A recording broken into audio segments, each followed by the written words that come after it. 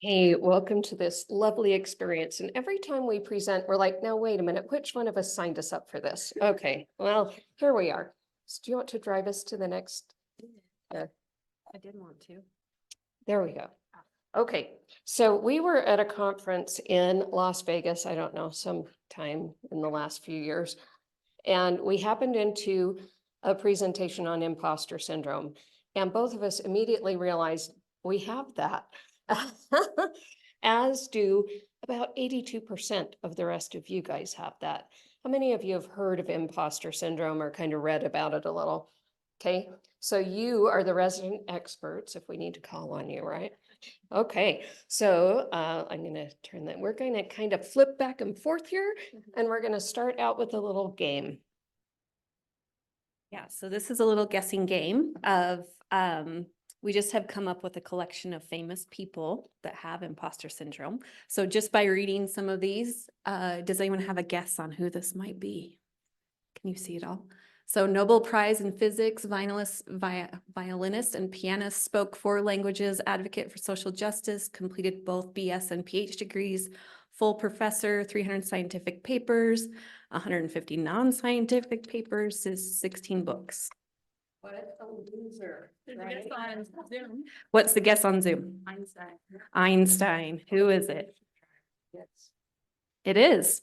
So he said, the exaggerated esteem in which my life work is held makes me very ill at ease. I feel compelled to think of myself as an involuntary swindler. Who would have thought? Okay, the next one, 6 Grammy Awards, Artist of the Year, one of the world's 100 most powerful women, began learning the piano at 4 years old, mostly self-taught after that. Songwriter, launched a successful makeup brand. First woman to receive the RIAA Digital Diamond Award. Only 74 songs have ever achieved that. And platinum 10 times, passing 10 million sales and streams. Any guesses? Lady Gaga. Well, these guys are good. Oh, okay. Yay. And how is the makeup?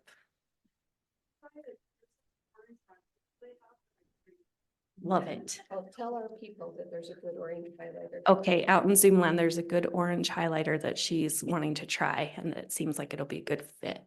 So Lady Gaga says, I still sometimes feel like a loser kid in high school, and I just have to pick myself up and tell myself that I'm a superstar every morning so that I can get through this day and be for my fans what they need me to be. Is this one still me? Okay, 33 years old, won Young Artist Award for Best Performance in a Feature Film, won 3 Teen Choice Awards, BS in English Literature from Brown University, is a UN Women Goodwill Ambassador, helped design a line of eco-friendly clothing, and designed a range of clothes for underprivileged children that benefit UNICEF. Any guesses?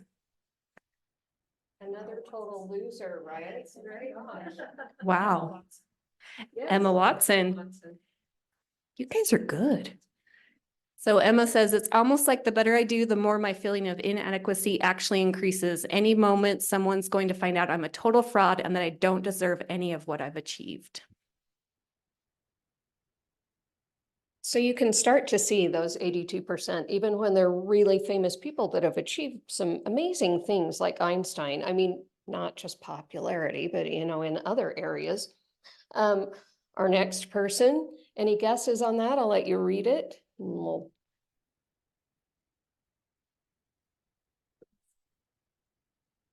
She was a child actress.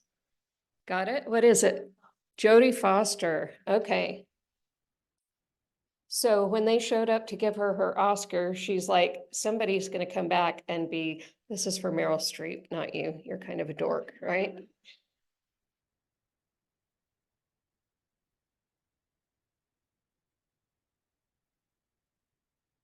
Any guesses? What? Throw it out. No. Let's flip to it. Who also feels like an imposter, right? Why am I doing this? I'm not any good at it. I mean, does anybody have any idea how many movies and awards and everything else she's been in? Go ahead. So we're skipping away from the actress, singer, whatever mold here. Super powerful, probably makes lots of money as an author. Any ideas? Who? J.K. Rowling. Nope, good choice. Let's go. You might not recognize her. I didn't. We're like, who was this again? But all those things she's accomplished, and she calls that voice in her head that obnoxious roommate that kind of talks to her and talks down to her, makes her feel like she's not good enough.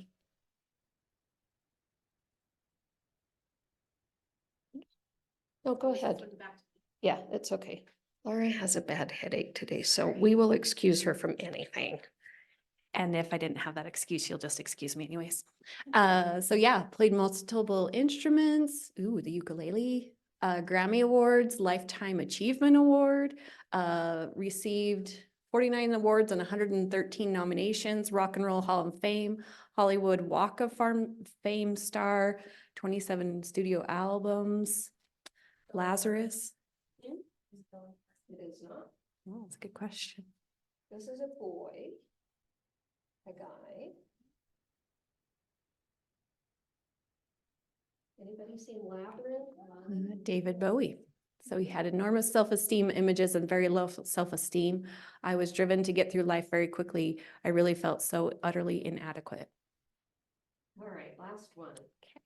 World famous poet and author, a dancer, a singer, an activist, a scholar, Hollywood's first female Black director. Autobiography was on New York Times bestseller list for 2 years, nominated for Pulitzer Prize, Presidential Medal of Freedom, mother of one.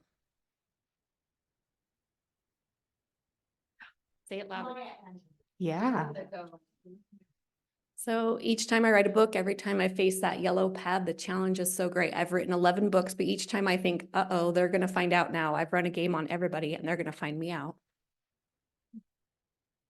So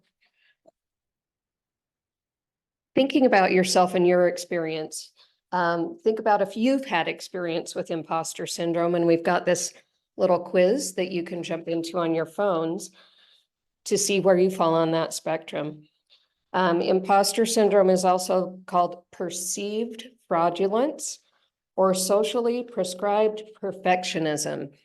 So when you feel such a pressure to live up to or achieve what you perceive, everybody else expects of you.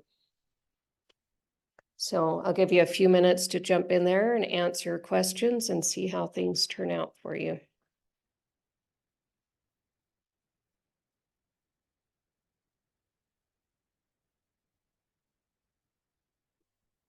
I should have downloaded the Jeopardy music to play during this. What was I thinking? I didn't bring my speaker though. We played Loser at the beginning when we did that at the conference last year. It was great. Go Charlie Puth, yeah. Okay, when I start seeing people look up or waving your hands frantically, we'll know that you're ready.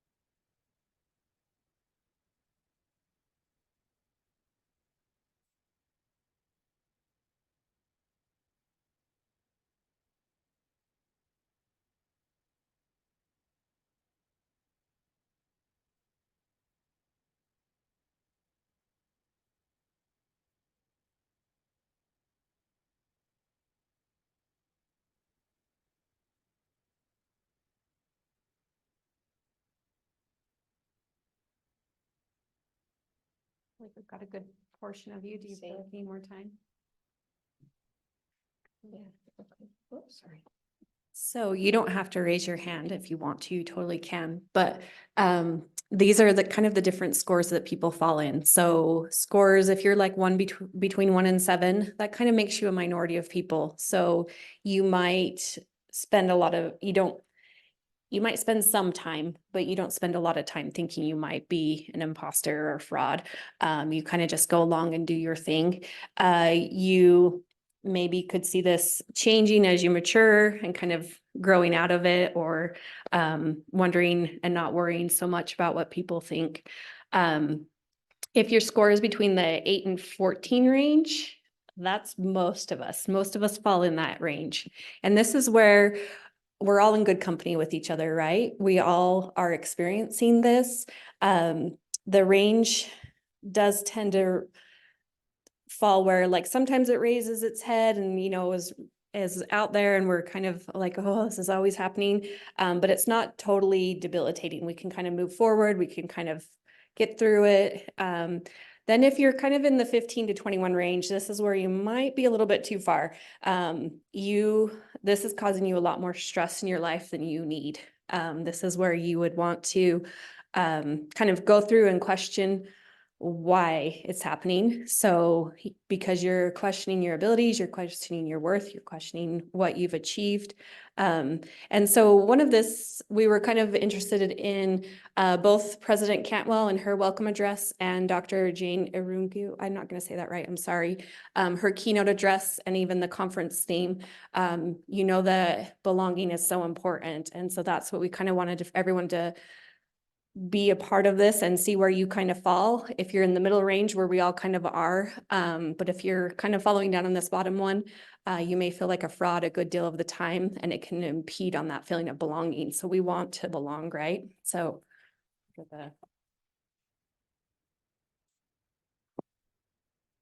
So I mentioned up to 82% of the population has experienced imposter syndrome. And of course, when you're recording and you're collecting data from surveys and things like that, nothing's perfect. And if you really feel like an imposter, are you going to answer that survey and even participate? Imposter syndrome is much more common among high achievers. So on that quiz, if you answered that you are feeling like an imposter, guess what that says about you? You've got that potential, or you already are a high achiever. Perfectionists are not driven by perfection. They are driven by a fear of failure. So when we look at imposter syndrome, are we on? Yeah, that's good. Circle. It's kind of a nasty circle. And when you get caught in that circle, and I realize it's driving counterclockwise, try to follow it. It is in the book that way. It's their fault. So pick any spot you want on this circle. And when you get stuck in imposter syndrome, it is just a nasty circle that keeps you in a repetitive process. Well, I don't feel like I know what I'm doing. Has anyone felt that when they start a new job? Oh my gosh. Or when you're a new mother, or when you go to a new store even, and you don't know where things are and you're like, oh my gosh, where's the milk? I can't find it. And then you feel discomfort. You start to get that anxiety. What am I doing here? I don't belong here. I'm an imposter. Well, maybe I'm just not very good overall. I certainly don't want to try anything else new, because what if I fail and then I'm even more of a problem? I'm so stupid. I can't believe I didn't know where the milk was in this new store. I should have known. I'm going to do better next time. Next time I'm going to walk in and know exactly where everything is. Or I'll just have my groceries delivered to me and someone else can find it for me. I'll avoid it altogether. And then you have a success. Oh my gosh, I found exactly what I needed. I did really well on that project. You know what? I was lucky. They must not have been listening, and that's why they thought it was so good. And then we go around and around and around. Has anybody gotten caught in that a few times before? Oh yeah. Oh yeah, for sure. So there's kind of five different classifications. You might come across some different ones, but these kind of tend to be the main ones. So we're going to kind of go through the 5 that you might fall in. So kind of look through these and see which one kind of resonates with you. There's definitely like quizzes out there that you can take. We just weren't going to take the time to have you do it right now, but definitely go out and do it for yourself. Sometimes you'll fall in more than one category at different times and different days. So don't feel like just because some of it mostly resonates with you, but then you're like, oh, that kind of does too. That's normal to have it be more than one, or on a different day be a different one. So the expert, you can kind of look at this over, but you may shy away from applying to a job unless you meet every single educational requirement. So sometimes we see this if there was I'm going to use the example of a woman, but women sometimes will look at every single qualification that they have to apply for that job. And if they don't have every single qualification, they won't apply. Even though they probably would have 99% of it, they still won't apply. So that's kind of because the constantly seeking out training or certifications because they think they need to improve your skills in order to succeed. So you've got multiple degrees, you've got multiple certifications, you're constantly taking coursework. You feel like you still don't know enough even after being in your position for some time. So you might have been in it for a few years, but you feel like you're kind of a fraud. You may shudder when someone says you're an expert. So someone comes up to you and like, oh my gosh, you're so smart. You always know. That's something that you're like, no, like it's just, you just brush it off. So some things that just kind of overcoming and kind of start practicing if you fall into this area is when you acquire a skill, maybe you just acquire it just when you need it. So you don't have to know everything all the time, exactly that time. Like maybe you just pick up the skill when you need it. Maybe if you do have all of that knowledge, maybe you need to look at mentoring or training, because if you're teaching someone, that helps you feel less like a fraud. And sharing your expertise will help if you're sharing what you already know. So that's kind of the expert. One of my favorite phrases I came across with the expert was being a knowledge hoarder. I'm like, oh yes, that's kind of me. Like when you feel like I'm going to get all of the knowledge and then anything that comes along, I will be ready and I will know everything. And my brain is just old and it doesn't do that anymore. So my next person is the super person. So they seek external validation. They're always looking to, for awards or prizes or compliments. They take criticism personally rather than constructively. They find it hard to say no and set boundaries. I'll just admit to that one right there. And you're a workaholic. And is it affecting your personal and family life? So when you are the super person or notice that you fit these traits, some things you can do to live successfully as a recovering super person would be to actually look at the work that you're doing. Why are you doing it? Why are you staying late every night? Is it because you have to do it to get the job done? Or is it so that you can be the super person and somebody can recognize, oh, she's always here, always working so hard. Ask for help when you need help. And be okay handing the tasks over. That might be describing me too, because you have a cool project that you're working on. You're like, oh my gosh, I would ask Laura for help. But what if she doesn't do it how I want it to be done? What if, I'll just do it myself. I'll just stay till midnight tonight. It'll be just fine. It'll be fine. So watch for that if you're working harder, like a lot harder than anybody around you. And where are you looking for your validation? So another common one of these is the perfectionist. So you may find yourself holding yourself to the very highest standard. You may have been told that you micromanage. You may kick yourself after a presentation because you made one minor error. Last time we gave this presentation, we were so prepared. I'm not kidding. We were over prepared, and we still failed a little bit. Not entirely. We overcame it. We overcame it, but we kicked ourselves because of this one tiny little thing that happened to us.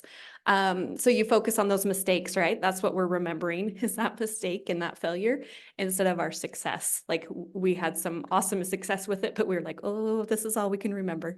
You need to achieve 100% and nothing else is acceptable, right? You have to have that 100%. So having that excessively high standards for yourself and sometimes for others. Sometimes you're over planning, over preparing. You may have excessive like self-criticism, or you might have a lot of negative self-talk. So some of these things to kind of start shifting your mindset from that would be give yourself some credit, right? Focus on those small achievements that you've made. Reward yourself for progress, not just your perfect outcome, because there's not going to be a perfect outcome. Perfection doesn't exist.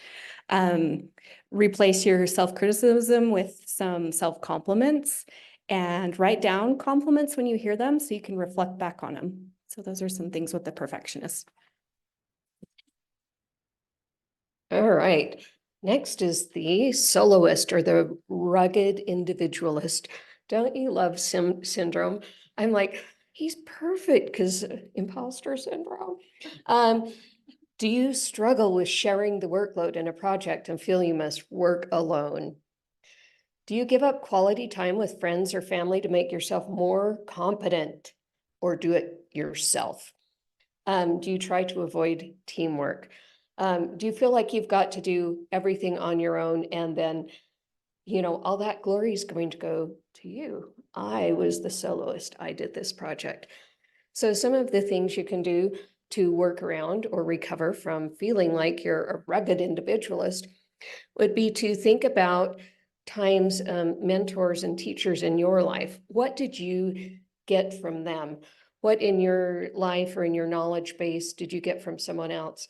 And then, this is a hard one for me, seek to do teamwork where you're working on a team and everyone's responsible for different parts of it. Really to get used to knowing that it doesn't always have to be just you. There are other people around to help you with things. And then this is the last one, right? Number Mhm. 5. I lost count. So the natural genius. So this is a little bit similar to the perfectionist, but a lot of it comes with like maybe things just came really naturally to you, like you were the smart one in your family. You perform well academically and you measure your work the same way. You struggle with ambiguity in projects and get really stressed reporting weekly results because there are gray areas in the project. You always get things done naturally, but now it's not working for you that way. So like an example would be like in high school, everything just came really natural to you, things like you just whiz through everything, but then you hit college and you're like, oh, this is not coming as naturally as I thought. So those are kind of that's kind of what the natural genius is. So a lot of times you tie your self-worth to your like innate knowledge, your immediate understanding, like if it immediately clicks. You may have difficulty accepting learning curves, so that things like new information, you might get frustrated with it, or that learning curve, it's going to take some time. You might get some frustration with that. So some things to kind of overcome would be remembering that success comes beyond just like technical, like working on like kind of some of those soft skills, like creativity and teamwork and resiliency. Embrace being a student again, and that can come in all walks of life. I know we're kind of focused a little bit more on work right now, but like that can be in all sorts of things, right? Learning that even learning the hard stuff helps promote that growth that we're looking for.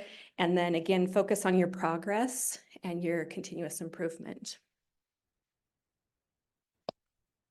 So one characteristic of smart people is they assume that everybody else is smart too.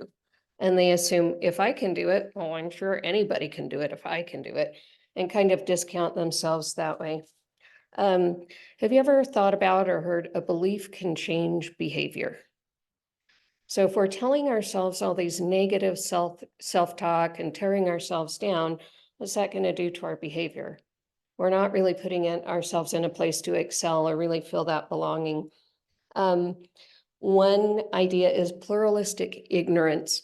So it's collective illusion. It makes me think of Phil on Modern Family with his magic stuff. Anyway, so we doubt ourselves privately. Anyone doubt themselves privately? And then I look at you and I go, but she doesn't doubt herself. She seems totally confident. And Sean, he knows everything. It's just me. I'm the only one that's doubting myself. I'm the only one that has a problem with this. Why do you think that way? Because nobody talks about it. I don't go around saying, you know what, I really struggled with this Excel spreadsheet yesterday. Or I just saw so many students that if I looked at another one, I might scream. We don't share that part of our life. We only share the successes.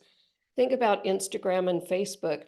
I mean, you see the fail videos, but do you ever see like, here's my family, they're so dysfunctional and they're not super attractive. And no, you see these perfectly posed pictures and their beautiful clothes and all fancy pants to make us, not in order to make us feel this way, but sometimes it makes you feel like I'm never going to measure up. I just can't do it. And it's because we're only seeing the best. They're only sharing the best of themselves. So when we talk about pluralistic ignorance and perception of representation as well, there's a few guys in the room. 1, 2, 3, 5. Do you guys feel a little like you've got to represent the men? Because there's only, okay, all right. Sean, if it was just you in a room full of women, what would you feel like? Would you feel like, I feel a little bit out of place, or would you perceive you're out of place? I'm Sorry. that particular thing hasn't tended to bug me too often, but I'd notice it. Yeah. I'd notice it. Okay, so let's use another example. Has anyone moved to a foreign country where they don't know the language? Does it make you feel like a little bit out of place? Oh,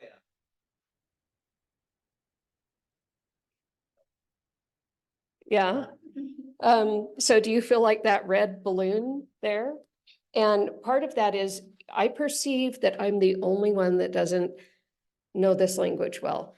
I'm an outsider. I don't fit in. But on the other side of that, hablas español? See? Do you feel like maybe sometimes I am the only Hispanic or Latino person in this room? I'm kind of representing for the group. So, or think of when your parents are like, now you go out and make us proud because you're representing our family, right? So you feel this huge load or this huge pressure on you that I'm representing everybody in this group that I'm in. And it's a huge pressure that then contributes again to, I'm a failure. I'm not living up to what I should be. And it's more of a perception really than a reality. Go ahead. So we did a little survey. We were presenting to advisors when we designed this. My mic is very fuzzy. When we designed this presentation. So this is a survey that was sent out to all the advisors that work at USU. And we wanted to find out what their thoughts were on imposter syndrome. So here are some of their thoughts. And you can see kind of where they break down in the different types there. As a self-identified introvert in a very extroverted job, it can be hard to put myself out there sometimes. It takes a lot of emotional and physical energy to get involved in some of the extra tasks in the job, like volunteering for committees, offering to present at events, being part of leadership groups, and so on. I often feel like there is someone else who is more equipped to take on these positions, but then I feel guilty for not doing my part for the team. Big successes, this is the next person. Big successes can feel unreal, like, should I actually be getting this or getting this award? I felt that way completing a master's degree and with awards I have been selected for. It was kind of funny. I was rereading through these, refreshing when we were looking through it, and I'm like, did I write all of these? Are these about me? Oh, no, these are, okay. I have always done well in school, but I don't feel like I know enough about any particular topic to successfully do a project or pursue more education in that area. Now, this is just a group of advisors, and we're a much more varied group in this setting. But most of the people that we're talking about there have advanced degrees, and they're still feeling like, I don't know, am I good enough, or am I good enough? And, you know, are we projecting that to our students or to our coworkers, or are we somehow playing into this whole thought? So as part of this, we also polled some of the USU students, and it was interesting that imposter syndrome for them showed up more just in life. So we're just going to show you some of their quotes as well, but you can kind of see where they fall in. I know it's a little bit, I'm standing right in the middle of the way. But you can see we all fall in different areas. We all have different things. But one of the students says, I was raised by a family that had the mindset of you are capable, do it yourself, and don't ask for help. So as I grew, asking for help was a sign of weakness for me. I learned to work very hard for everything in life, school, work, socially, but it often ended in burnout. Another one was, I felt like I really did not know anything because I did not know everything. If I did not do all of the required readings for the lab I volunteered with, for example, I felt unqualified to talk about my research. Another one said, in almost all of my jobs, I felt like everyone is more intelligent than me, more eloquent, faster at getting things done, more skillful than me. It caused lots of frustrations as I start to believe it and often think that my coworkers genuinely think those things about me, especially since sometimes there is some truth to those doubts, as I often feel like my colleagues don't take into consideration my ideas.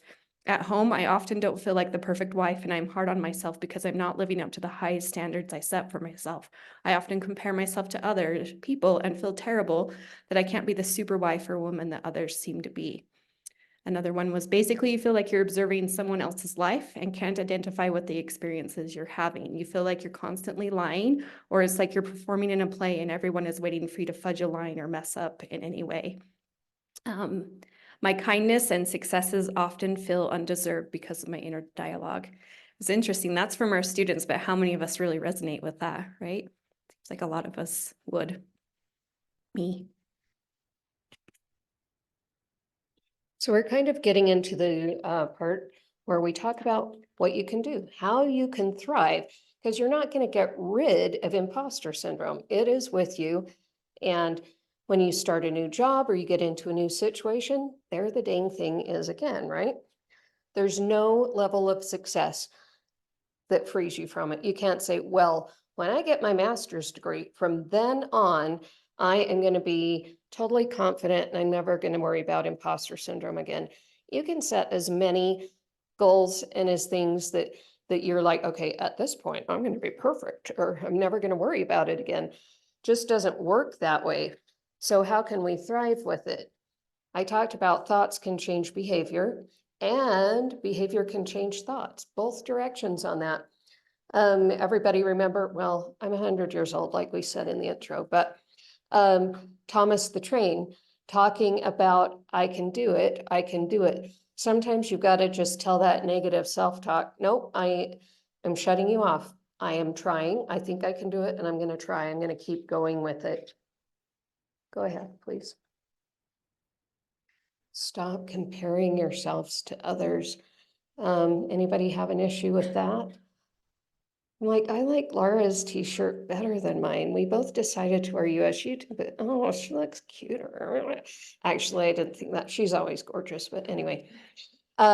So imposter syndrome plays a nasty, nasty joke on us.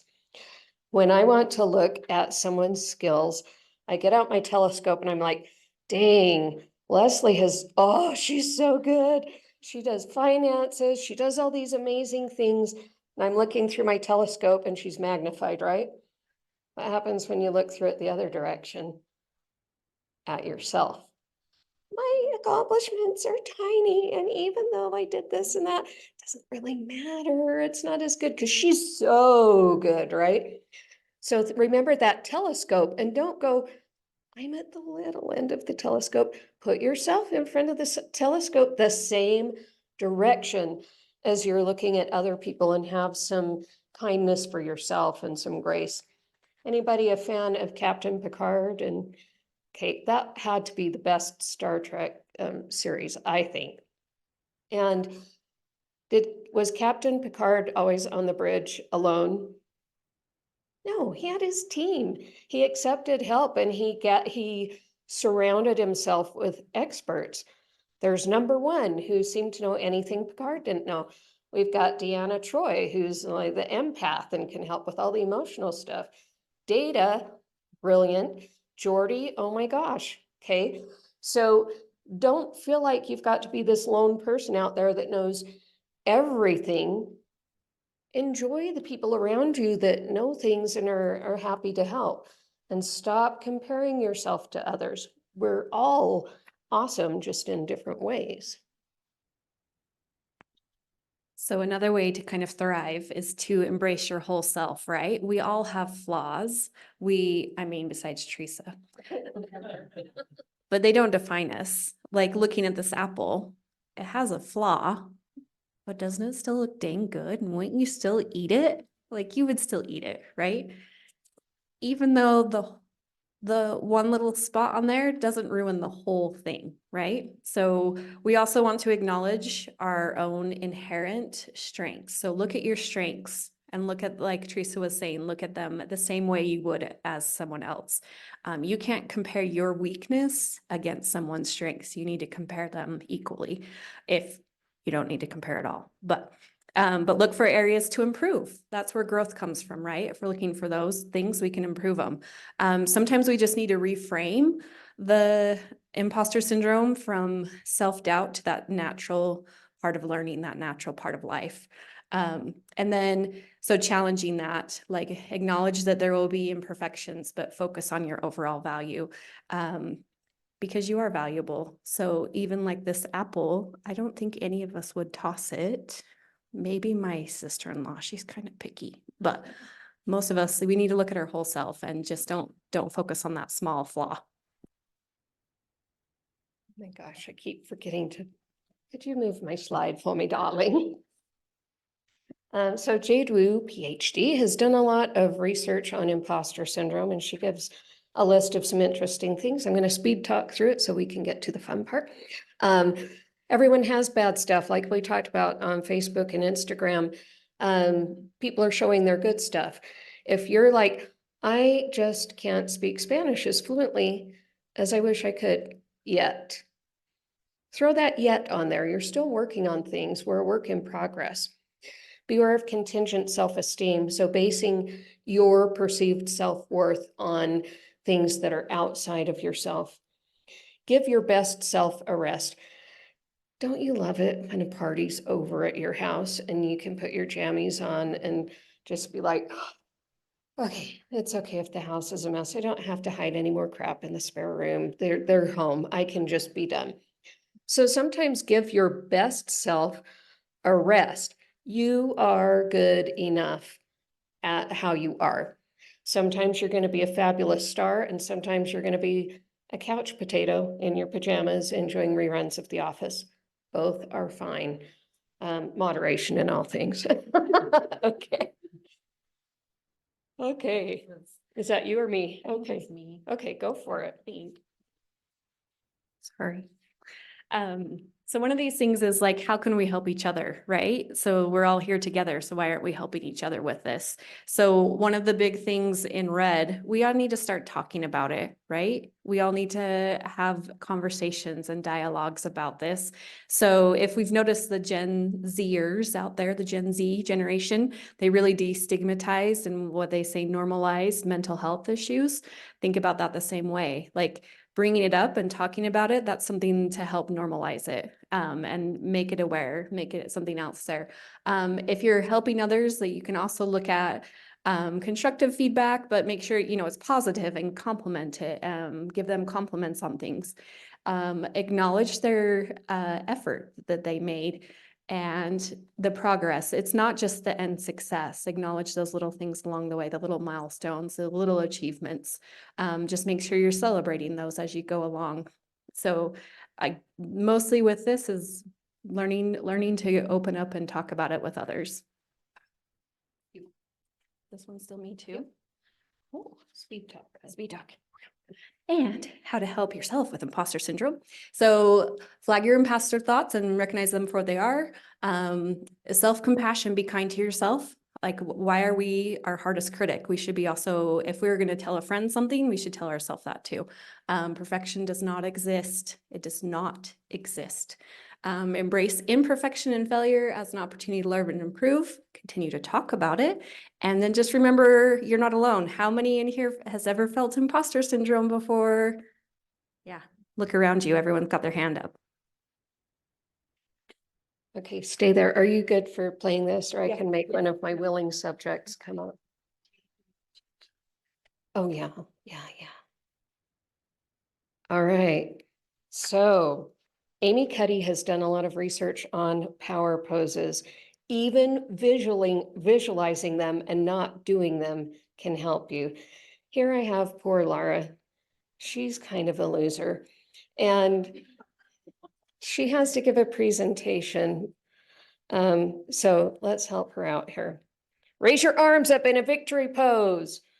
Stand up straight. Shoulders back and chest open. Slow, deep breath. Chin up and level, not nose in the air. Come on.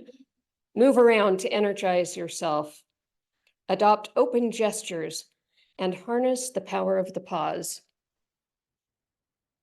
Good pause. That's a good pause. That's a good pause. I think we're good. So quickly, right now, before we run out of time, hurry and stand up, or if you need to just visualize it, you can, but come on, be a little fun. Ready? Let me get my instructions.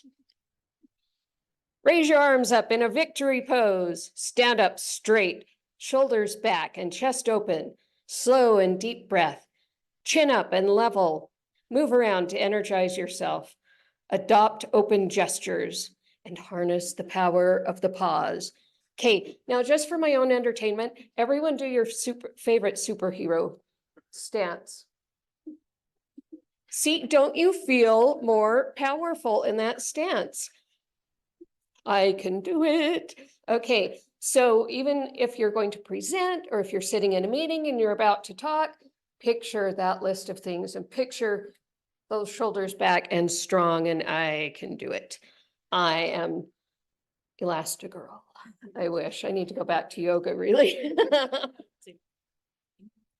Well, you're the end. Am I the But you end have then? to hurry, because we've got 1 minute. 1 minute. But that's our Here you last- go. Okay. So just remember that thoughts can change your behavior. Behavior can change your thoughts. Use your tools to help change your mindset and those around you. And most importantly, talk about it. Now that you know about it, now that you know that you're not the only one that knows about it, go take a quiz, go check it out, see what you are, see what kind of imposter you are. And again, that changes. I've encountered all of those. So changes in your role too, like maybe from home and from work, or with your relationships. You might have a different imposter syndrome with a loved one versus someone that is a brand new coworker. So sometimes you have to share different things that way. So yeah, that's it. Thanks for coming today.